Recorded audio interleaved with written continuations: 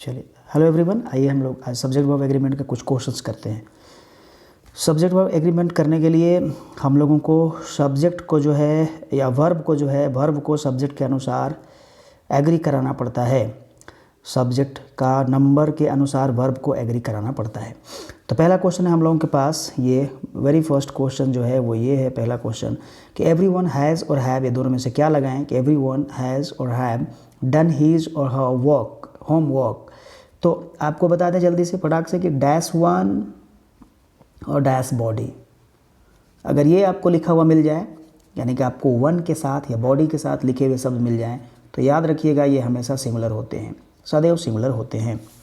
जैसे कि हम आपको बोलें कि someone, everyone, anyone, no one, तो ये जितने भी आपको वन से बने हुए शब्द हैं, यानी कि यहाँ लिखाएगा सम तो समवन हो जाएगा, नो लिखाएगा तो नो वन हो जाएगा, यानी कि no one, someone, everyone, anyone, ये सिंगुलर होंगे। Nobody, somebody, anybody, everybody, ये सिंगुलर होंगे। जहाँ भी ये सब्जेक्ट के रूप में आएंगे तो आपको समझ जाना है कि ये सिंगुलर हैं। जब ये सिंगुलर और प्लूरल का झंझट खत्म हो जाए, यानी आप समझ जाएं कि ये सिंगुलर है, तो तुरंत खटाक से आपको ये समझ लेना है कि सिंगुलर के साथ सिंगुलर, यानी एस पीपी का कॉन्सेप्ट समझना है। एस पीपी का मतलब ये हुआ सिंगुलर के साथ सिंगुलर वर्ब लगाएंगे और प्लूरल सब्जेक्ट के साथ प्लूरल वर्ब लगाएंगे। ये एस पीपी याद रखना है। कैसे याद रहेगा? एक अगर आपने याद रख लिया तो अपने आप दूसरा याद हो जाएगा। तो एस पीपी आपको याद रखना है। देखिएगा ध्यान से, कोई भी वर्ब, चाहे वो हेल्पिंग वर्ब हो, ध्यान से समझिएगा, चाहे वो हेल्पिंग वर्ब हो या मेन वर्ब हो, एक बड़ा बढ़िया संयोग है इंग्लिश ग्रामर में या इंग्लिश लैंग्वेज में एक बहुत बढ़िया जो है संयोग है कि कुछ ऐसे हेल्पिंग वर्ब्स हैं, कुछ को छोड़ दिया जाए, एक आध दो को छोड़ दिया जाए, तो बाकी के ऐसे हेल्पिंग वर्ब्स के रूप में जो वर्ब्स आते हैं वो ऐसे वर्ब्स हैं, ऐसे हेल्पिंग वर्ब्स हैं जो बड़ा क्लियर कट अपने आप में बताते हैं कि हम सिंगुलर हैं या हम प्लूरल हैं। कैसे? तो जब आप ये सीखिएगा कि एस फॉर सिंगुलर, ये आप सीखिएगा कि एस फॉर सिंगुलर का मतलब है कि एस के साथ एस और पी के साथ पी, एस पी पी जब आप सीखिएगा तो सिंगुलर जैसे ही आपने डिसाइड कर लिया कि ये सिंगुलर है, तो खोजना है कि एस वाला वर्ब कहाँ है। अगर हेल्पिंग वर्ब खोजना है तो ये खोजना है कि हेल्पिंग वर्ब अगर लगाना है तो वो हेल्पिंग वर्ब, एस वाला हेल्पिंग वर्ब कहाँ है। जैसे अभी जैसे आपके पास इस पहले सेंटेंस में डन मेन वर्ब है और इसका हेल्पिंग वर्ब हैज़ और हैव में से चुनना है आपको। तो आप देखिए कि एस पीपी का कॉन्सेप्ट लगाते हुए अगर ये सिंगुलर हो गया, एस हो गया, एस फॉर सिंगुलर, तो अब आगे एस वाला ही लगेगा, यानी कि हैज़ और हैव में से जिसमें एस है वही लगेगा। तो देखिए हैज़ में एस है इसलिए हैज़ लग जाएगा कि एवरीवन हैज़ डन हीज और हर होमवर्क, इस तरह से। तो एस पीपी का मतलब ये हो गया सिंगुलर सब्जेक्ट के साथ सिंगुलर वर्ब। और सिंगुलर वर्ब कहने का मतलब ये है कि जिसमें आपको एस दिखाई दे। अगर हेल्पिंग वर्ब आपको छांटना है तो एस के साथ एस वाला। जैसे कि देखिए दूसरा क्वेश्चन से और क्लियर होगा। दूसरा क्वेश्चन में लिखो कि ईच ऑफ द स्टूडेंट्स, तो ईच जो है ये भी सिंगुलर होता है। ईच हो गया, आइदर हो गया, नाइदर हो गया, ईच, ईदर, नीदर, ये सब के सब सिंगुलर होते हैं। तो ईच भी सिंगुलर है।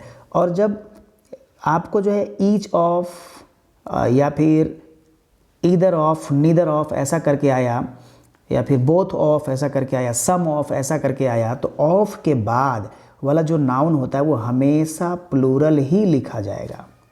ईच ऑफ है ना, some of, many of, either of, neither of, इस तरह के अगर आपको मिल रहे हैं कॉम्बिनेशन, तो ऑफ के बाद वाला जो नाउन होगा वो हमेशा प्लूरल में लिखा जाएगा। तो एक कॉमन एरर यहाँ से भी बन जाता है कि ईच ऑफ द स्टूडेंट लिख देगा, स्टूडेंट्स नहीं लिखेगा। तो ये एक कॉमन एरर, तो ये ध्यान में रखना है कि ये वाला जगह आने वाला जो नाउन है वो हमेशा प्लूरल में ही लिखा जाता है। तो ईच हमेशा से सिंगुलर है। तो अब ये सिंगुलर है तो सिंगुलर का मतलब एस फॉर सिंगुलर। तो आगे देखेंगे कि जिसमें जो हमको लगाना है वर्ब या हेल्पिंग वर्ब या वर्ब जो भी लगाना है हमको आगे, तो उस वर्ब को हम छांटेंगे जिसमें एस होगा, एस के साथ एस। तो अगर एस है तो अब एस वाला छांटेंगे। तो ईज और आर में आपको कौन सा दिख रहा है, किसमें आपको एस दिख रहा है? तो इज में दिख रहा है एस, इसलिए इज इसका आंसर हो जाएगा। बाकी कुछ देखना ही नहीं है। सब्जेक्ट वर्ब एग्रीमेंट में सब्जेक्ट को छांटिए और सब्जेक्ट को छांटने के बाद वर्ब को उसके अनुसार लगा दीजिए। सिंगुलर को सिंगुलर के साथ, सिंगुलर मतलब एस फॉर सिंगुलर, तो एस को देखना है कि किस में एस लगा हुआ है, जिसमें एस लगा होगा उसको लगा दीजिएगा, एस एस पी पी हो जाएगा, यानी कि एस के साथ एस को लगाना है, सिंगुलर के साथ एस वाला को लगाना है, यही चीज़ है। आगे आइए फिर हम लोग देखते हैं क्वेश्चन। लिखा हुआ है कि ईदर माई फादर और माई ब्रदर्स, ये लिखा हुआ है ईदर माई फादर और माई ब्रदर्स। तो आपको ये पता होगा और नहीं पता है तो ये जान लेना है कि ईदर और, neither nor, not only but also. तो ये जो आपके पास जोड़े वाले जो कंजंक्शन है, ईदर और, neither nor, not only but also, not only but also, ये जोड़े में उपयोग होने वाले कंजंक्शंस हैं और इससे भी दो सब्जेक्ट्स जुड़ जाते हैं। जब ये जो कंजंक्शंस लिखे हुए हैं, जब ये जोड़े वाले जो शब्द हैं, ये दो सब्जेक्ट्स को जब जोड़ते हैं या दो से अधिक भी हो सकते हैं, तो आखिरी वाले सब्जेक्ट के अनुसार हम लोग वर्ब को लगाते हैं। यानी और के बाद जो लिखा हुआ होगा आखिरी वाला, हो सकता है कि तीन सब्जेक्ट जुड़ जाए, जैसे लिखा होगा इधर राम और श्याम और मोहन और गीता, इस तरह से लिखा हुआ मिल जाए।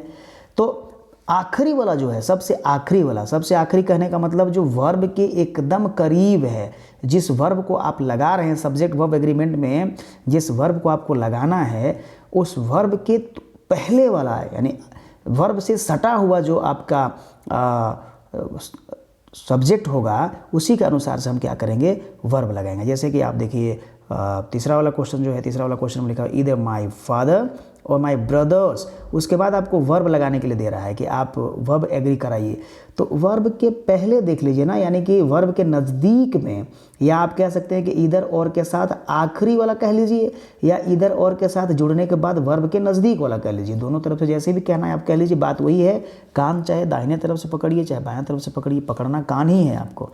तो ये चीज़ें हैं। देखिए फिर से देख लीजिए आप कि लिखा हुआ है कि ईदर माई फादर और माई ब्रदर। तो इधर और के साथ ये सिस्टम है, लगाने का तरीका ये है कि आखिरी वाला इधर राम और श्याम और मोहन और हिज, अगर लिखा हो और हिज फ्रेंड्स, तो अब फ्रेंड्स के अनुसार वर्ब लगेगा आखिरी वाले के अनुसार।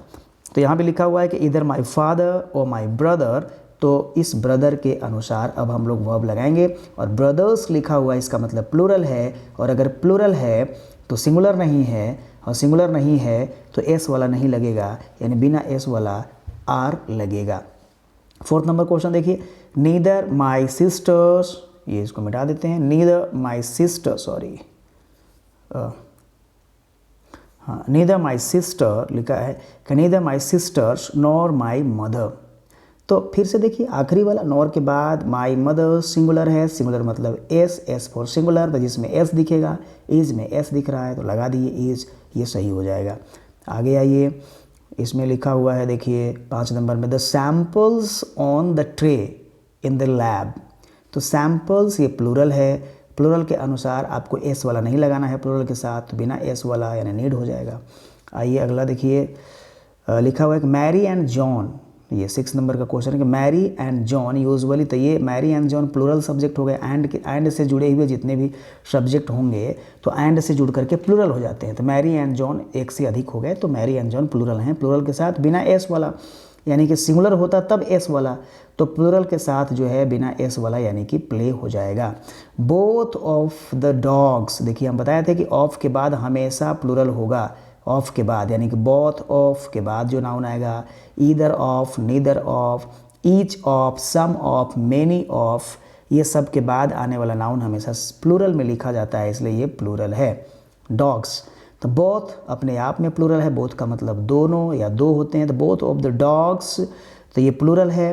अब प्लूरल के साथ हमको क्या लगाना है, ध्यान से देखिए, तो प्लूरल के साथ हमको लगाना है यानी कि बिना एस वाला, प्लूरल है मतलब सिंगुलर नहीं है, सिंगुलर नहीं है मतलब एस वाला नहीं लगेगा, तो प्लूरल के साथ हैव लगाएंगे हम लोग, ये हो जाएगा। Neither the dogs nor the cat, तो आप देखेंगे कि neither the dogs nor the cat, तो नीदर नॉर, इधर और, नॉट ओनली बट ऑल्सो के बाद आखिरी वाले जो होते हैं तो नॉर द कैट है, कैट सिंगुलर है, सिंगुलर मतलब एस, एस फॉर सिंगुलर, तो जिसमें एस दिखेगा उसको लगाएंगे, इस वर्ब में इज में एस दिख रहा है तो सॉरी इज लग जाएगा। आगे आइए, लिखा हुआ है 9th नंबर का क्वेश्चन देखिए, इधर द गर्ल्स और द बॉय। तो आप देखिए और के बाद यानी इधर और, neither nor, not only but also के बाद आखिरी वाले नॉट ओनली बट ऑल्सो के साथ, इधर और के साथ, नीदर नॉर के साथ आखिरी वाले सब्जेक्ट के अनुसार हम वर्ब लगाते हैं। तो आखिरी वाला सब्जेक्ट हमारा बॉय, द बॉय, ये सिंगुलर है, सिंगुलर मतलब एस, तो जिसमें एस दिख रहा होगा उसको लगा दीजिए, एस के साथ एस लगाना है। तो देखिए वॉक्स में एस दिख रहा है तो इसलिए एस वाला हो जाएगा। आगे आइए और फिर से देखना है आपको सॉरी, क्वेश्चन नंबर 11 जो है लिखा हुआ है कि eight the end of the fall, eight the end of the fall comes होगा कि कम होगा द हार्ड टेस्ट। अब आपको यहाँ जान करके बड़ा आश्चर्य होगा कि शुरुआत में जो लिखे हुए जो शब्द हैं, इनमें शुरुआत में लिखे हुए वर्ड्स, ये यहाँ कोई भी सब्जेक्ट नहीं है, सब्जेक्ट आखिरी में है। कैसे पता चलेगा कि सब्जेक्ट आखिरी में है? और आखिरी वाला जो है, देखिए ध्यान से, आखिरी वाला जो है ये टेस्ट है, टेस्ट यानी प्लूरल है, टेस्ट। और अगर टेस्ट प्लूरल है, टेस्ट प्लूरल है, तो ये टेस्ट प्लूरल होने की वजह से आपको कम लगाना पड़ेगा, यानी कि बिना एस वाला लगाना पड़ेगा, ये लगेगा। कैसे पता चलेगा कि आपका सब्जेक्ट कौन है? तो सबसे महत्वपूर्ण बात जानने की ज़रूरत है। ये याद रखिएगा कि कहीं भी सेंटेंस में प्रीपोजिशन के बाद अगर कोई नाउन है, क्योंकि नाउन ही सब्जेक्ट बनता है सेंटेंस में, तो ये याद रखिएगा कि अगर प्रीपोजिशन कहीं भी लिखा हुआ मिल जाए, उसके बाद कोई नाउन मिल जाए, तो वह नाउन कभी भी सब्जेक्ट नहीं होता है वह नाउन कभी भी सब्जेक्ट नहीं होगा। प्रीपोजिशन के बाद लिखे हुए नाउन सब्जेक्ट नहीं होंगे। तो जो बिना प्रीपोजिशन के लिखा होगा, अकेला लिखा होगा, उसके जिस नाउन के पहले कोई प्रीपोजिशन नहीं होगा, तो वही आपका सब्जेक्ट बनेगा, उसी के अनुसार वर्ब लगेगा। तो बड़ा सिंपल सी, बहुत सिंपल सी बात है कि प्रीपोजिशन के बाद वाले जो नाउन होंगे वो प्रीपोजिशनल ऑब्जेक्ट होते हैं, प्रीपोजिशन के ऑब्जेक्ट होते हैं, इसलिए वो सब्जेक्ट नहीं हो सकते हैं। और सब्जेक्ट कहीं भी हो सकता है। ये हमारे विचार में ये चलते हैं कि शुरुआत से हम लोग देखते आ रहे हैं छोटे छोटे सेंटेंसेस में कि शुरू में ही सब्जेक्ट लिखा जाता है, लेकिन कोई ज़रूरी नहीं है। स्टैंडर्ड भाषा में, यानी कहने का मतलब ये है कि जब एडवांस लेवल में आप जाएंगे तो उसमें आपको बाद में भी, आखिरी में भी मिल सकता है, जैसे कि 11 नंबर क्वेश्चन में। आइए देख लेते हैं इसको कि प्रीपोजिशन के बाद वाले जो हैं वो आपके सब्जेक्ट नहीं होंगे। तो देखिए लिखा है एट, एट एक प्रीपोजिशन है, इसके बाद एंड लिखा है, नाउन है ये एंड। कैसे पता चला ये नाउन है? आपको पता होगा भाई, बचपन में सिखा दिया गया है कि कोई भी नाउन, और अगर नाउन है तो नाउन के पहले ही हम आर्टिकल लगाते हैं। आपको पता होगा कि आर्टिकल हमेशा नाउन के पहले लगाया जाता है। ए एंड द का प्रयोग कहाँ करते हैं? नाउन के पहले। और अगर ए एंड द में से कोई एक आया है, इसका मतलब कि कोई ना कोई नाउन है उसके बाद। तो भले ही ऐसा लगेगा कि ये वर्ब की तरह दिखने वाला है, लेकिन अगर उसके पहले द लग गया, ए लग गया, एन लग गया, तो वो तो नाउन हो गया। क्योंकि हम बचपन से सीखते आ रहे हैं कि नाउन के पहले ही हम आर्टिकल लगाते हैं और वर्ब के पहले थोड़े लगाते हैं, नाउन के पहले ही हम आर्टिकल लगाते हैं। तो नाउन के पहले अगर आर्टिकल लगाते हैं तो कहीं नाउन के पहले अगर आर्टिकल लगाते हैं तो अगर कहीं अगर आर्टिकल दिख जाए तो हमें ये पता चल जाना चाहिए कि उसके बाद आया हुआ शब्द वो नाउन है। तो देखिए एट तो प्रीपोजिशन हो गया, उसके बाद एंड, इसके पहले द बता रहा है कि एंड आपका नाउन है। तो अब बताइए एट के बाद आया हुआ नाउन, क्योंकि प्रीपोजिशन के बाद आया हुआ नाउन तो ये ऑब्जेक्ट होगा, ये सब्जेक्ट होगा नहीं। तो अब देख लें कि एंड क्या है, ये आपका ऑब्जेक्ट हो गया। इसी तरह से फिर एक देखिए आगे ऑफ लिखा हुआ है, तो ऑफ के बाद आपको द दिख रहा है और द के बाद फॉल है, यानी कि द बता रहा है कि ये फॉल क्या है, नाउन है। और अगर प्रीपोजिशन के बाद नाउन आया हुआ है तो ये नाउन क्या होगा, ऑब्जेक्ट होगा, सब्जेक्ट नहीं होगा। तो इसमें से कोई भी आपका सब्जेक्ट हुआ ही नहीं, प्रीपोजिशन की वजह से सब्जेक्ट होने की जो शर्त है वो ख़त्म हो गई। अब जो है सब्जेक्ट ये नहीं है, अब ये ऑब्जेक्ट हो गए हैं, प्रीपोजिशन के ऑब्जेक्ट, और ऑब्जेक्ट सब्जेक्ट होता नहीं है। तो अब हमको आगे बढ़ना पड़ेगा, यहाँ वर्ब ही चुनना है। आगे आएंगे तो फिर से द लिखा हुआ है और आगे हार्ड एक एडजेक्टिव की तरह यूज़ हुआ है, और टेस्ट जो लिखा हुआ है प्लूरल में, यही एक नाउन है। कैसे पता चला कि ये नाउन है? क्योंकि द लिखा हुआ है, द के बाद आया हुआ, यानी हम जानते हैं कि नाउन के पहले ही द लगता है। तो ये तो भाई, अब कोई पूछे, ये दिमाग में किसी के चल रहा होगा कि ये तो हार्ड भी है, तो हार्ड क्यों नहीं नाउन हुआ? तो ये एडजेक्टिव होते हैं, नाउन के पहले एडजेक्टिव्स लग सकते हैं, तो ये आपके एडजेक्टिव हैं। तो द के बाद जो टेस्ट, क्योंकि आपको तो पता होगा ना कि एडजेक्टिव में एस और एस नहीं लगाते हैं कभी भी। एडजेक्टिव में ब्यूटीफुल्स नहीं लिखा जाता है, ब्यूटीफुल एडजेक्टिव है, ब्यूटीफुल, तो ब्यूटीफुल्स नहीं लिखते हैं, ब्यूटीफुल ही लिखा जाता है। तो अगर इसमें टेस्ट में एस लगा है तो आपको पता होगा कि नाउन को ही हम लोग एस और एस लगा करके प्लूरल बनाते हैं। वर्ब में एस और एस लगा करके सिंगुलर बनाते हैं और नाउन में एस और एस लगा करके प्लूरल बनाते हैं। तो अगर टेस्ट में ये बात पता चल गया है कि ये द है, इसका मतलब कि दोनों में से कोई ना कोई एक नाउन है। अब कौन नाउन है? हार्ड नाउन नहीं हो सकता है, क्योंकि इसके बाद एक और शब्द है टेस्ट, और वैसे भी क्लियर है कि टेस्ट में एस लग गया है तो ये तो नाउन है, क्योंकि नाउन में एस और एस लग करके प्लूरल बनता है। तो ये प्लूरल नाउन हो गया, और इस प्लूरल के हिसाब से यही अब सेंटेंस का सब्जेक्ट होगा, क्योंकि अकेला यही बच रहा है, इसके पहले कोई प्रीपोजिशन नहीं है, तो इसलिए जो है यही अकेला जो है अब सब्जेक्ट बच रहा है। ये इन्वर्जन का रूल है, इन्वर्जन इसको कहते हैं, रूल ऑफ इन्वर्जन। इन्वर्जन का प्रयोग किया जाता है और इन्वर्जन रूल का प्रयोग करके ऐसे लिखे जाते हैं कि कभी कभी जो ऑब्जेक्ट होते हैं वो बाद में चले जाते हैं, और उस बाद वाले कभी कभी जो सब्जेक्ट होते हैं, सॉरी ऑब्जेक्ट बोला गया है, कभी कभी जो सब्जेक्ट होते हैं वो बाद में चले जाते हैं, और उस सब्जेक्ट के हिसाब से हम लोग वर्ब लगाते हैं। तो ये यहाँ पे प्लूरल सब्जेक्ट, तो प्लूरल के साथ एस और एस वाला लगाना नहीं है तो लगेगा कम। अब आगे आइए, अगला सेंटेंस जो है वो ये है कि द स्लाउटर ऑफ एनिमल्स। तो ऑफ के बाद एनिमल्स, तो ये ऑफ प्रीपोजिशन के बाद अगर एनिमल आया है तो ये तो होगा नहीं आपका सब्जेक्ट, तो यही लग गया है subject the slaughter. The slaughter आपका सब्जेक्ट हो गया। और हैव और हैज़, तो द स्लाउटर सिंगुलर है, सिंगुलर मतलब एस, तो जिसमें एस होगा उसको लगा लीजिए। हैज़ और हैव में किसमें एस दिख रहा है? हैज़ में एस दिख रहा है आखिरी में, इसलिए एस वाला हो जाएगा has. The student as well as his teacher, तो ये एक रूल है ग्रामर का कि एज वेल एज से अगर दो सब्जेक्ट जुड़ जाए, यानी एज वेल एज हो गया, विथ हो गया, अलोंग विथ हो गया है ना, तो एज वेल एज विथ हो जाएगा, अलोंग विथ हो जाएगा, ये देखिए अलोंग विथ ऐसा लिखा हुआ मिल जाए आपको। उसके बाद जो है आप देखेंगे कि एक्सेप्ट मिल जाए लिखा हुआ, बिसाइड्स लिखा हुआ मिल जाए, बिसाइड्स, बिसाइड नहीं बोल रहे हैं, बिसाइड्स, बिसाइड एक अलग है, बिसाइड्स अलग है। इंक्लूडिंग लिखा हुआ मिल जाए, एक्सक्लूडिंग लिखा हुआ मिल जाए, है ना। तो ये अगर शब्द हैं और इन शब्दों से दो सब्जेक्ट्स जुड़े हुए हैं तो आपको ये याद रखने की आवश्यकता है कि अगर including, excluding, as well as, with, along with, अगर ये लिखे हुए हैं टुगेदर विथ, इस तरह से कि as well as, along with, together with, including, excluding, with और अकम्पनीड बाय, उसके बाद जो है अगर आपको ये सब शब्द दिखें और इनसे दो सब्जेक्ट जुड़े हुए हों तो पहले वाले सब्जेक्ट के हिसाब से हम वर्ब का चुनाव करते हैं, आने वाले वर्ब का चुनाव पहले वाले के हिसाब से करते हैं। इस बात पे विशेष ध्यान देने की आवश्यकता है कि अभी जो पहले हम लोगों ने देखा ईदर और नीदर नॉर वाली जो रूल था वो ये था रूल कि ईदर और neither nor not only but also होगा, तो आखिरी वाले सब्जेक्ट के हिसाब से वर्ब लगाते हैं।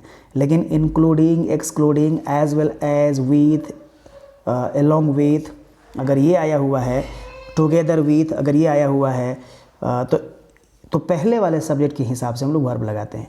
तो पहला वाला सब्जेक्ट जो है ये है द स्टूडेंट और ये सिंगुलर है, तो जिसमें एस दिखेगा उसको लगा लीजिए। वॉज और वर में एस कहाँ दिख रहा है? वॉज में, तो वॉज लग जाएगा, एस के साथ एस लग जाएगा।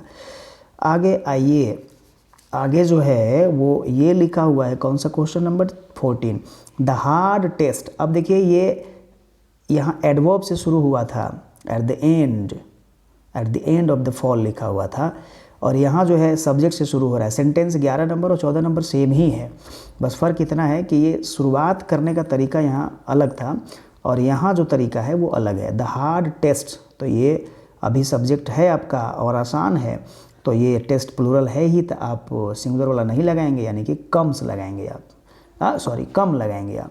The hard test comma at the end of the fall, इस तरह से आप लगाएंगे, इस तरह से आप लगाएंगे। फिर जो है 15 नंबर का क्वेश्चन देखिए। अच्छा, ये जो 11 नंबर का जो क्वेश्चन है ये कैसे पता चल, मतलब किस किस टाइप के सेंटेंस में जो है ये इन्वर्जन का रूल लगता है। तो कुछ ऐसे एडवर्ब्स हैं, चुनिंदा एडवर्ब्स हैं जो वाक्य के शुरू में आ जाते हैं तो इन्वर्जन का रूल लागू होता है, पलट जाता है। इन्वर्जन मतलब उल्टा हो जाता है। यानी कि सब्जेक्ट जो होते हैं वो बाद में हो जाते हैं और वर्ब पहले चले जाते हैं। अमूमन जो रूल होता है वो सब्जेक्ट पहले होते हैं, वर्ब बाद में होते हैं, लेकिन इसी को पलट दिया जाता है जब कुछ ऐसे चुनिंदे शब्द जब वाक्य के शुरू में आ जाते हैं। जैसे कि आपका नेवर है, अगर ये वाक्य के शुरू में आ जाए, हार्डली ये अगर आपके वाक्य के शुरू में आ जाए, सेल्डम ये अगर वाक्य के शुरू में आ जाए, उसके बाद तो नेवर हो गया, हार्डली हो गया, सेल्डम हो गया, और कुछ ऐसे एडवर्ब्स हैं जो वाक्य के शुरू में आ जाएं, जैसे ये एट द एंड, ये भी है कि अगर ये शुरू में आ जाए तो क्या हो जाते हैं कि इन्वर्जन का रूल अप्लाई होता है और उस स्थिति में सब्जेक्ट जो है वर्ब के बाद चले जाते हैं। तो यहाँ इस वाले में देखिएगा द हार्ड टेस्ट, ये तो शुरुआत नहीं हो रहा है, ना तो नेवर से हो रहा है, ना तो सेल्डम से हो रहा है, ना तो हार्डली से शुरुआत हो रहा है। तो ऐसी स्थिति में हियर भी है उसी में, जैसे एक सेंटेंस देख लीजिए, हियर के बाद कम्स अगर लिखा हुआ है और फिर राम लिखा हुआ है, हियर कम्स राम, तो ये राम के हिसाब से कम्स लगा है ना कि हियर के हिसाब से। हियर भी अगर वाक्य के शुरू में आता है तो इन्वर्जन रूल लगता है। अगर आप ऐसे लिखते, इसको सीधा सीधा लिखते, सब्जेक्ट को यहाँ कर देते राम को, तो राम कम्स हियर लिखते आप, राम कम्स हियर ऐसे लिखते आप, तो ये राम के हिसाब से लगता। अभी भी राम के हिसाब से ही लग रहा है, बस इन्वर्जन का रूल फॉलो हुआ, हियर के वाक्य के शुरू में आने की वजह से उल्टा हो गया, यानी वर्ब के बाद सब्जेक्ट चला गया और ये जो है राम के हिसाब से ये कम्स लगा, वर्ब पहले आ गया। तो ये चीज़ें हैं, कुछ कुछ चुनिंदे शब्द हैं जिनके वाक्य के शुरू में आ जाने से इन्वर्जन का रूल पालन होने लगता है। तो आइए अब आखिरी वाला क्वेश्चन देखते हैं हम लोग कि बोथ ऑफ माई रूममेट्स। तो बोथ अपने आप में क्या है भाई, सिंगुलर है, बोथ का मतलब दो होता है, दोनों होता है, तो इसलिए एक से अधिक है तो प्लूरल है, और प्लूरल है तो प्लूरल वर्ब लगेगा, तो एस वाला लगेगा नहीं, यानी कि ये वाला नहीं लगेगा हैज़, तो लगेगा क्या, हैव लगेगा। आपको पता होगा कि बोथ के बाद ऑफ आया और ऑफ के बाद अगर आता है कोई नाउन तो वो हमेशा प्लूरल में होता है, रूममेट्स लिखा हुआ है। हम बार बार आपको कह रहे हैं बोथ ऑफ हो गया, ईदर ऑफ हो गया, नीदर ऑफ हो गया, ईच ऑफ हो गया, अगर ये सब मेनी ऑफ हो गया, सेवरल ऑफ हो गया, या आप मोस्ट ऑफ हो गया, इन सबों के बाद अगर आप नाउन लिखते हैं तो वो नाउन हमेशा प्लूरल में ही लिखा जाएगा। तो ये चीज़ें थी, अब बड़ा सरलतम तरीके से, ये बहुत आसान चीज़ें हैं जो बहुत ही छोटी छोटी चीज़ें हैं, तो इनको आपको जानना चाहिए। SSPP बहुत सहयोग करता है, सिंगुलर के साथ एस जिसमें लगा हुआ होगा उसी को लगाना है, ये बड़ा सहयोग करता है वर्ब को एग्री कराने में। आंसर भी नीचे दिया हुआ है, अगर कुछ ऐसा लगे कि क्या होगा तो ये आंसर नीचे दिए हुए हैं, इसको आप देख सकते हैं कहाँ क्या होगा, ये लगा हुआ है, आप देखें तो क्लियर हो जाएगा। कोई ऐसा नहीं है तो देखिए both of the roommates have come, was, ये सब चीज़ें हैं, दिया हुआ है। तो इस तरह से 15 क्वेश्चन जो बहुत सिंपल, बहुत बेसिक क्वेश्चंस हम लोग आज डिस्कस किए हैं। आगे देखा जाएगा, अगर कुछ ऐसा कुछ और ऐसी चीज़ें मिलती हैं, छोटी छोटी चीज़ें, तो हम लोग डिस्कस करेंगे। हो सकता है कि कुछ काम आ जाए, और आपको जानना ही चाहिए, छोटी छोटी चीज़ें जानने चाहिए। इंग्लिश लैंग्वेज में ये बड़े कारगर हैं और हमेशा ऐसे सेंटेंस बोले ही जाते हैं, तो जानना चाहिए छोटे छोटे रूल्स, छोटे छोटे चीज़ें। ठीक है।